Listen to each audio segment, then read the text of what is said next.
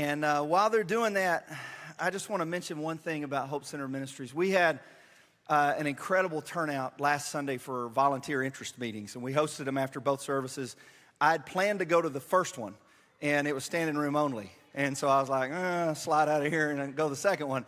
And so I went to the second one. There was a great crowd in the second one as well. One thing that I thought of while I was listening to Jesse go over the rules and the procedures, thank you, Tiffany, go over all the information about Hope Center was I want to clarify kind of the partnership and how it works. This church is not running Hope Center. They have their own centers, their own policies, their own procedures, and we're simply a partner church. So Hope Center is going to be running the center. And that means they'll determine who's admitted to the center. If somebody has to be dismissed from the center, they'll determine who's dismissed from the center. They'll determine who works at the center. They determine the rules and the policies and the procedures for who volunteers in the center. So I just kind of want to, we're partnering with them. Our role is a support role. This is their center. They're operating it. We're a partner church. That means that the guys who go through Hope Center will be attending church here at Murray Hills. Their families, one of the things that's unique about their model versus other kind of sober living communities and that kind of thing is the families are welcome to be a part of this. You've got to have your family to get through this. And so the families will come to church with them as well. They'll be welcome to come to church with them, I should say. And those guys will be coming to our 11 o'clock service. So they'll be a part of our church just like anybody else is a part of our church. They'll be serving in ministries and volunteering. They can't do children's ministry or student ministry, but the other ministries are open for them to volunteer in and be a part of our church. And we're partnering. We're supporting in that role. And it's exciting to me to see this come into fruition so soon because we raised the money in December with the idea it may be a year, it may be a year and a half, and we'll have this thing off the ground. There's a chance residents move in next week. I mean, it's that close, okay? They're probably going to move residents in before we can organize an open house. And we will organize an open house, but they're planning on moving residents in and getting ready to work. And so if you ever have any questions about Hope Center and like how their volunteer stuff works, because you may run into stuff and go, well, that's not what we do at Murray Hills. I could do this at Murray Hills. Why can't I do this at Hope Center? Well, it's their center, okay? So if you ever have any questions about Hope Center and getting involved in there, you're going to talk to Ryan or Jesse, and they'll be a part of our church family, okay? They'll be here on Sundays. Ryan and Jesse will be. If you ever have any questions about the partnership piece, like how can we as a church support these men and how can we support their families, talk to me or Ebony or Tim or anybody, and we'll kind of talk about how we can help with that. But this thing's taken off. Now, I never intended for this series to be kind of a primer for Hope Center. When I put this on the schedule, I was not thinking about that at all because I was thinking Hope Center was a good year away from opening. But it just turned out that the way God worked it out, we're talking about the radical invitation of Jesus right at the same time that Hope Center is opening. And what these men need is exactly what we've been talking about. We've talked about the table of forgiveness, and that's something that every one of them needs. We've talked about the table of inclusion, and that's something that every one of them needs. Today we're going to talk about the table of rest, and that's something that every one of them needs. And it's not just them, it's us. All of us need forgiveness. All of us need inclusion. All of us need rest. And these are things that Jesus invites us into. This is the radical invitation of Jesus. So the story we're going to look at this morning is Luke 10.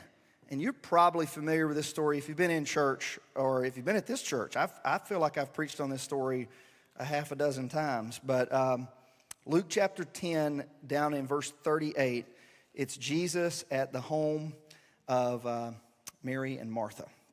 So, before we get there, let me tell you another story before we get to this story. Most of you know that I coach softball, coach high school softball. And I got involved in that because my kids got involved in that. That's the way we get involved in most things, right? So my girls started playing when they were 4 years old at Mount Pleasant at their league, and I volunteered to help be an assistant coach. And I went with them from, elementary age up to middle school, and then I went up to high school, and then our coach left. My daughter's senior year, Hallie's senior year, our coach left, and I stepped into the head coach role. And now both my kids are in college, and I'm still coaching. I don't know how that works, but both my kids are moved on, but I'm still doing it. And part of it is because I love it. I mean, I really do. I enjoy it. And it's, you get to be an influence in some young people's lives. And I always say there's so many great life lessons in team sports. I mean, team sports, there's so many lessons that you're going to use throughout your life. And one of those is how to handle criticism. Because criticism comes with the territory. And I am admittedly not great at it, okay? Because the first year I was a head coach, I remember talking to my dad, and I had called him, and I was like, Dad, these parents are on me about this, and I just don't know. And I was kind of talking to Dad about it, and he goes, son, you're a pastor and a coach. If you can't handle criticism, you're going to have to find some new careers. Both the criticism comes with the territory. And I'm like, okay, yes, sir, I understand. And I've tried to keep that perspective ever since. That's just part of it. When you do something like that, whatever role it is, you're just going to get criticized. But I will tell you, there's one role on the softball field or the baseball field or the basketball court or the football field that I never, ever want. I never want to be the guy in blue. Okay? I never want to be. I know Dave officiates. Y'all probably got some other people that officiated in here. I never want to be you. Okay? Because you want to talk about criticism. These guys and ladies, they get criticized more than anybody. They got coaches chirping at them, parents chirping at them, players sometimes chirp at them. We don't tolerate that on our team. But, it's just they're criticized nonstop. And there is a shortage of officials today. Anybody involved in youth sports knows there's a shortage of officials today because of parent behavior. They're having a hard time getting little league officials. They're having a hard time getting high school and middle school officials. We've had games that the officials have said to me and said, hey, we can't play that game on this date because I can't get officials. And it's because they're getting criticized so heavily. So there's a town in New Jersey that came up with a unique solution. I don't know if you saw this. It was in USA Today this week.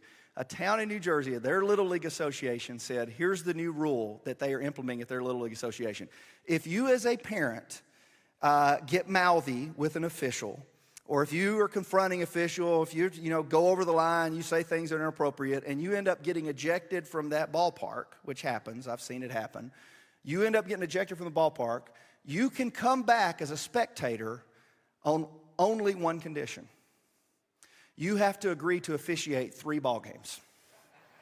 That's what they're doing. After you have officiated 3 ball games, you can return as a spectator. And the director of officials, you can look this story up, the director of officials says, we don't really want them to officiate the ball games. That's not really what we're wanting them to do. What we want them to do is to think about what it's like to be an official. We want them to just put themselves in their shoes and to think about, sometimes you're going to get it right, sometimes you're going to get it wrong. But we want them to think about what it's like to be an official. And what they're trying to do is create empathy for that role. They're trying to create it because if you think about it, most criticism comes from a lack of empathy. When we criticize officials, coaches, co-workers, fellow church members, anything, it comes from a lack of empathy because we're only thinking about it from our perspective. That's why when, like Kevin, when you make a call, if it's for the home team and it goes their way, they're all for you. If it goes against them, they're all against you. You're right when you make it their way and you're wrong when you make it that way. We're not thinking of it from the standpoint of an official. And so they're trying to create empathy. And when we have empathy, when we try to think about it from somebody else's perspective, then we're much more likely to show compassion to that person. We're much more likely to give a little bit of grace to that person. Now, what does that have to do with Jesus at the home of Martha and Mary? Real simple. This is a story about one of the dinner hosts criticizing the other dinner host for how she responded to Jesus. So if you're not familiar with the story, I know a lot of you are familiar with the story. We're going to read it here in just a second, but if you're not familiar with the story, I'm going to reveal my bias before we read it. I'm Team Martha. Okay, I'm just going to go ahead and tell you. Every time I read this story, I sympathize with Martha. I'm like, yes, Mary needs to help. I agree. I would be going to Jesus too.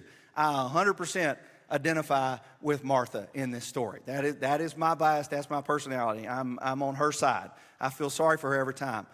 The problem is, in the story, Jesus is Team Mary. And so that gives me just a little bit of pause. It's like, why does he side with Mary? Martha's clearly in the right. Why does he side with Mary?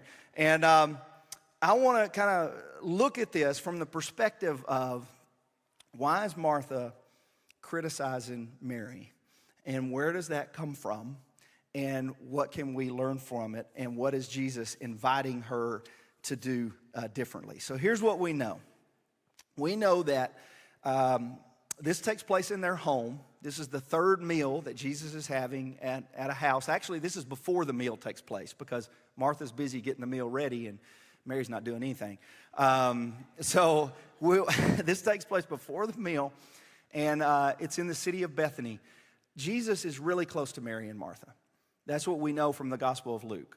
These are the sisters of Lazarus, and you're familiar with Lazarus being raised from the dead, and Jesus wept at Lazarus' tomb because Mary and Martha were weeping. And John says several times in his gospel that Jesus loved Mary and Martha. So they're close friends, maybe friends like family, and they're also followers of Jesus. In Luke, this is the first time that we're introduced to them. So here's the story. As Jesus and his disciples were on their way, he came to a village where a woman named Martha opened her home to him. She had a sister called Mary who sat at the Lord's feet listening to what he said. But Martha was distracted by all the preparations that had to be made, and she came to him and asked, "Lord, don't you care that my sister has left me to do the work by myself? Tell her to help me."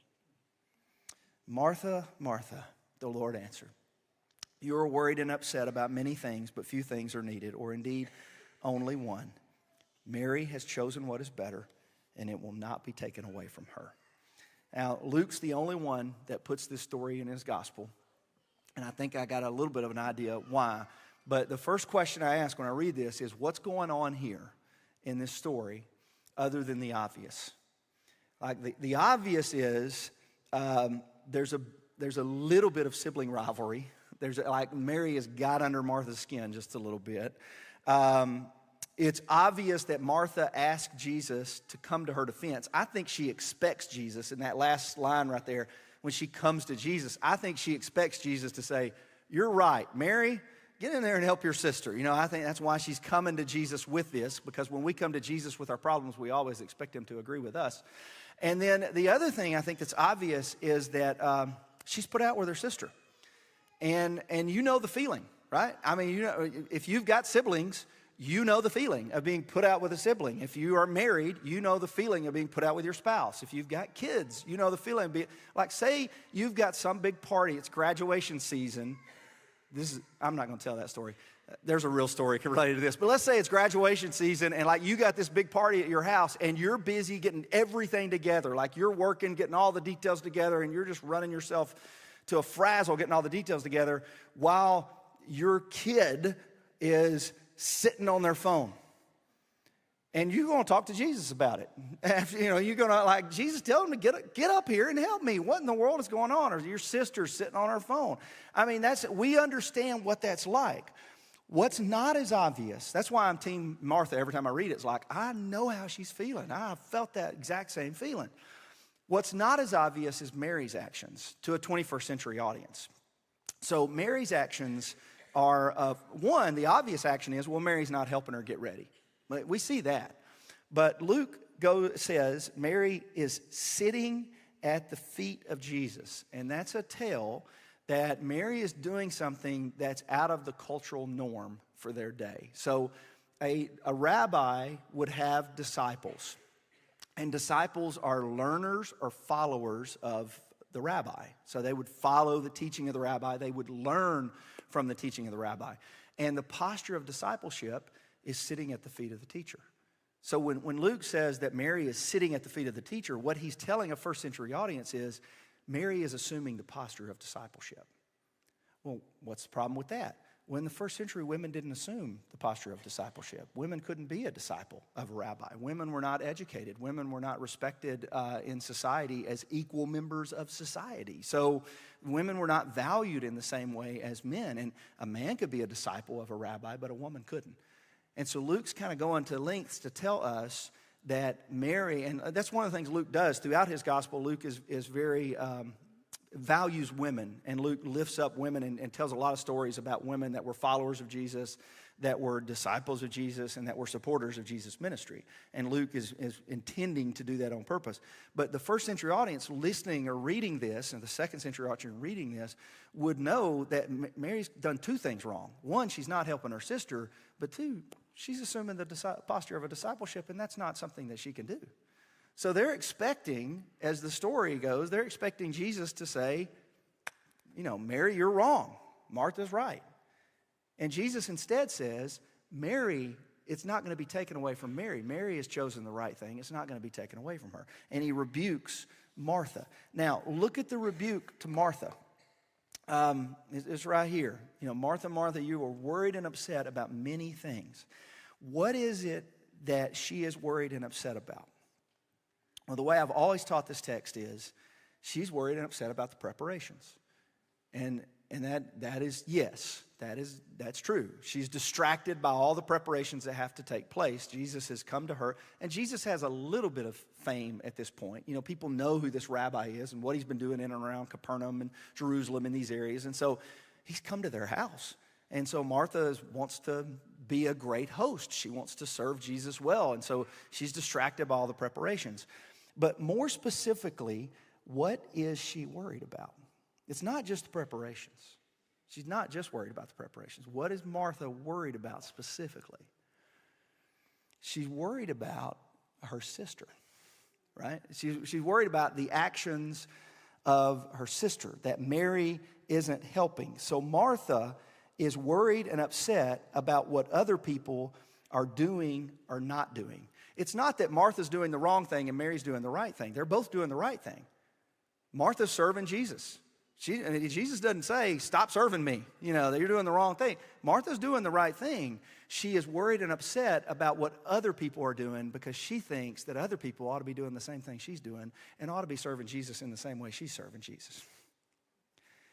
Now, this ought to sound very, very familiar if you've been in church any length of time, because this is a common problem in church. This is actually a common problem in youth sports and PTOs and pretty much anything where there's a group of people that get together and do something.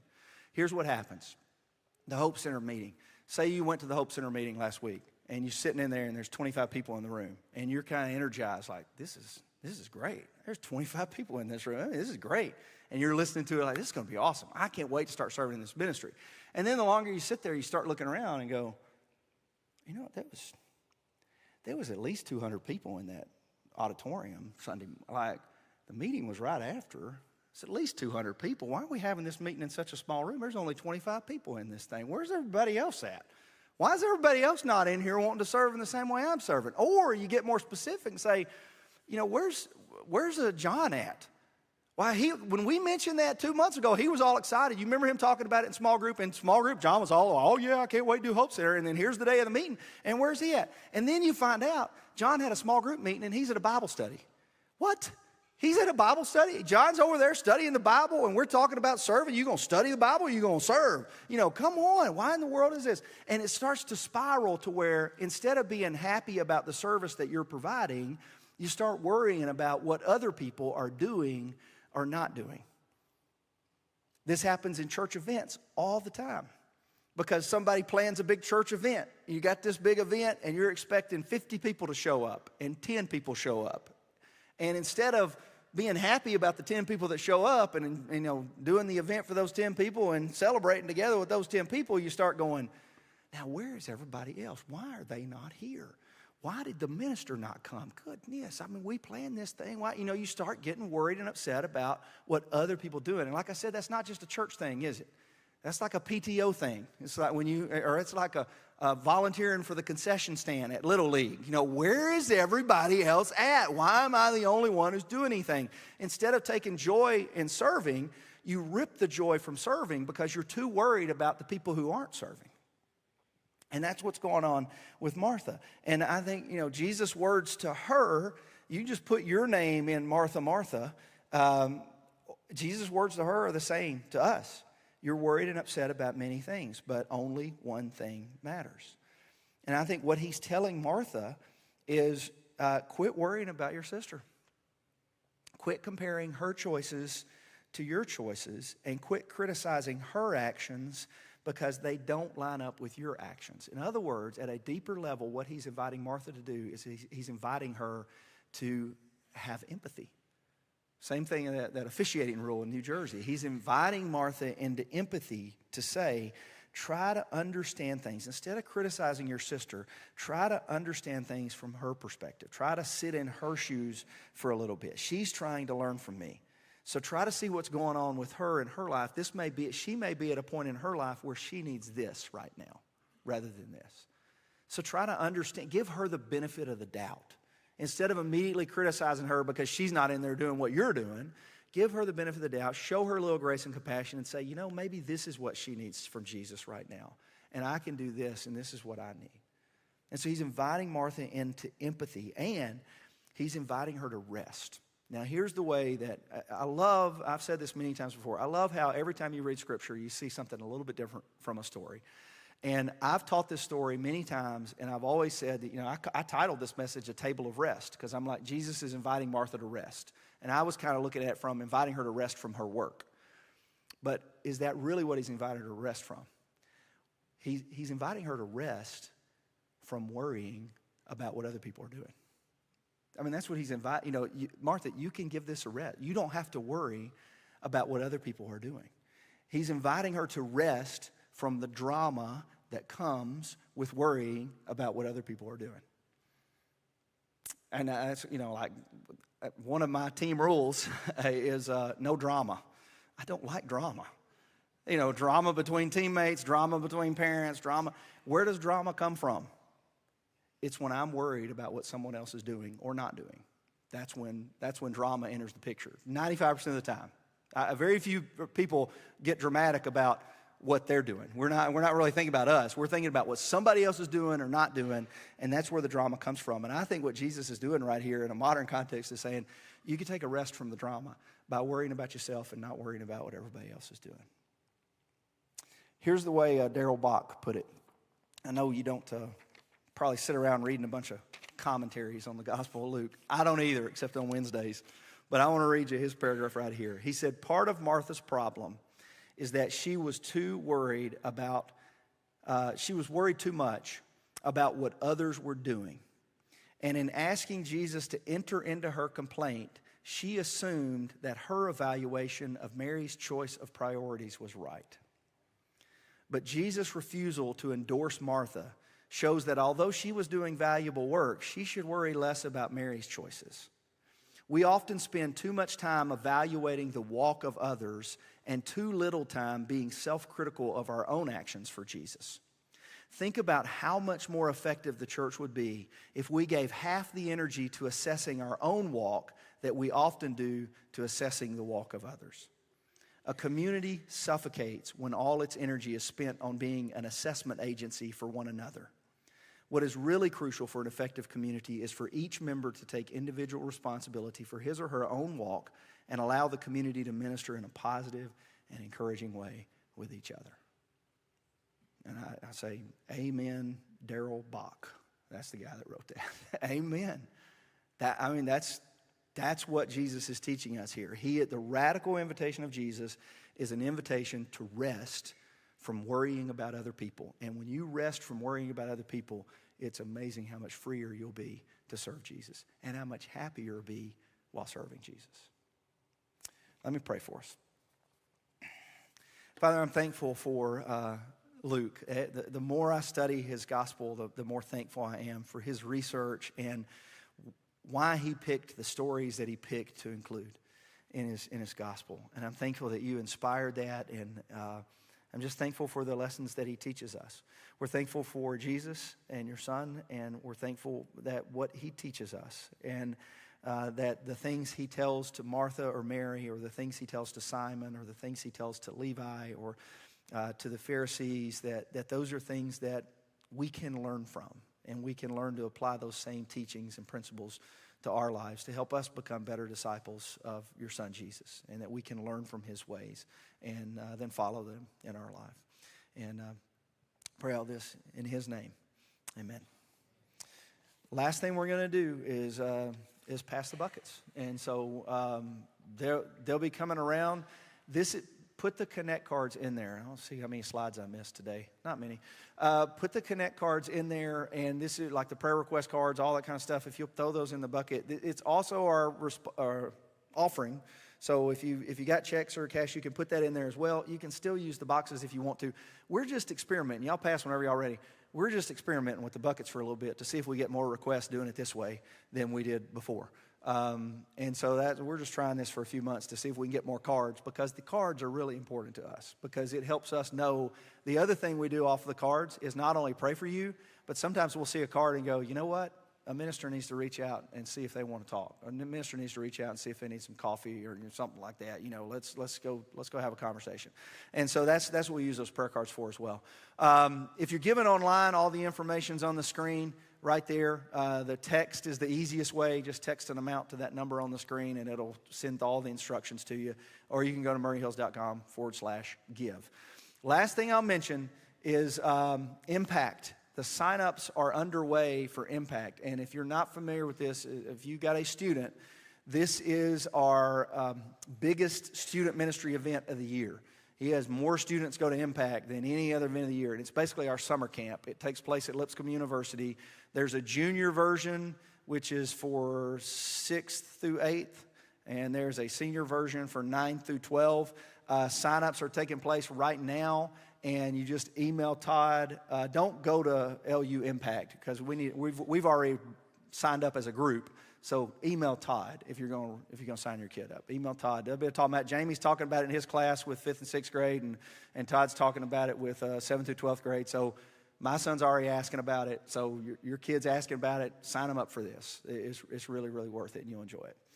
All right, that is. I can't remember what next week's story is. I haven't looked that far ahead yet, so I'll have to look that up, and I'll email it to you or post it on social or something where you'll know which stories next week, and we'll be ready for that one. But have a great rest of the day, and we'll see you next week.